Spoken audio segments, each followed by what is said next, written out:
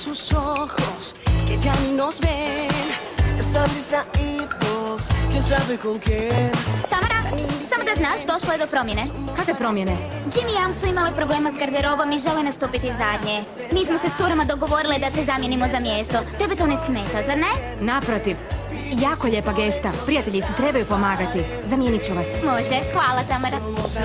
Invisibles, amores imposibles, invisibles, como una canción. Invisibles, ellas irresistibles, insensibles, imposibles, una ilusión. Vivir con esta sensación se siente, vivir sin conexión, ser transparente. Luna, ne bi li trebala pripremati ono za Simona? Simona! Iznenađenje.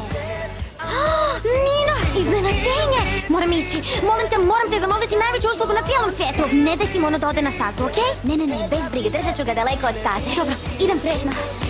Una ilusión.